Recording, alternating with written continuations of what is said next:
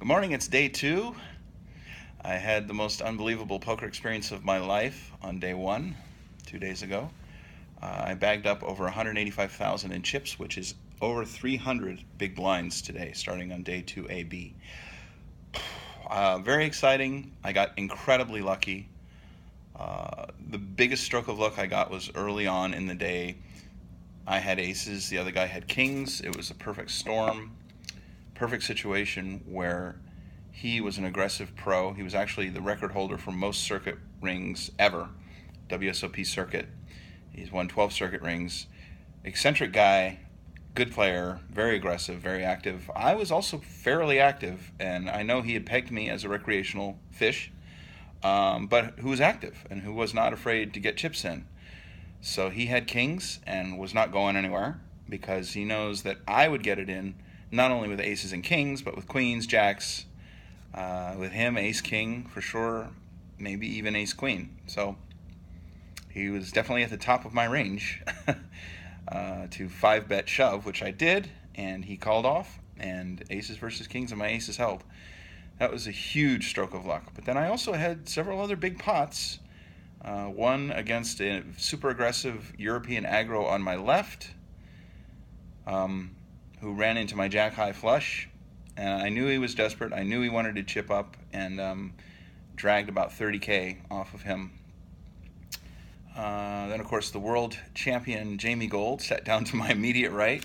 He was everything that I've seen of him on television. He did his talking thing. He did the whole spiel.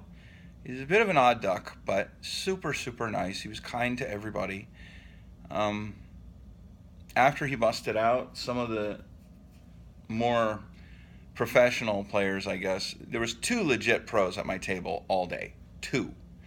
One was Circuit Grinder, and the other one was at the opposite end. He's from Canada, and he's an online guy. He was a legit pro. Everybody else act like they're a pro.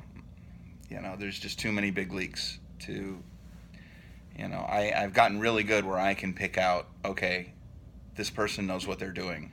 And there was two.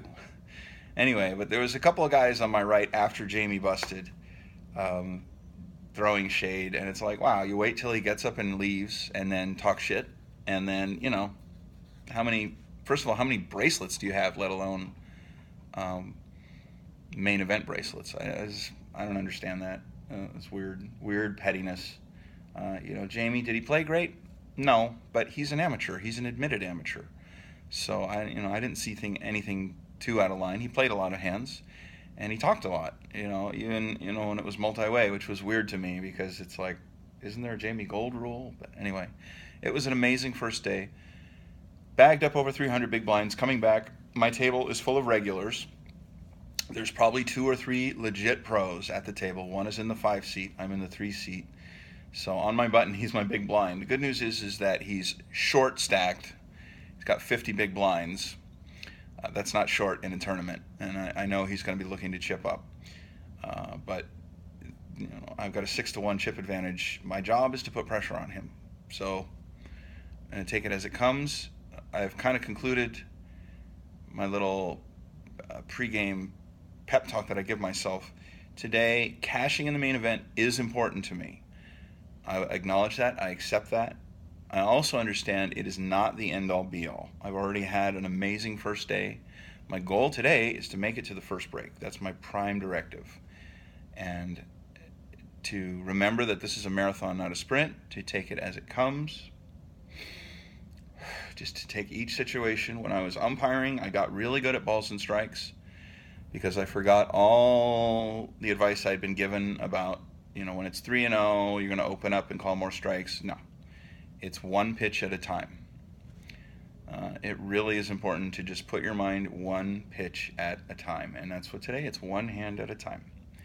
So, yes, I want to make it to the first break. And after that, my next goal will be to make it to the next break. If I take a hit early, which is a distinct possibility, I have to remember to compose myself and not get frustrated.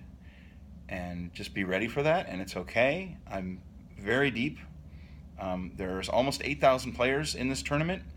Almost 5,000 of them are already gone. It's just over 3,000 that remain. 1,000 are going to get paid. So 1 out of every 3 players is making it to the money.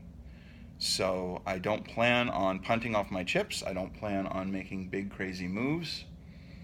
I don't anticipate triple barrel bluffing big with anybody. But, you know, I'm still going to play poker. I'm still going to apply pressure. So I know no matter what, it'll be a great day because part of the package deal with poker is pain. It's kind of built into it. It's kind of the whole, that's what I've signed on for. This iris breathing on this camera really pisses me off.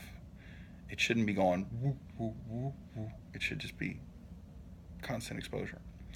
Anyway, I understand that pain is part of the deal. I have signed a contract with this game, and pain is part of it. And I embrace that pain. I still feel pain. It still sucks. But I know that pain is a big part of the reason why I love it so much. And that's the truth, and that's all there is to say about that. I will check in later.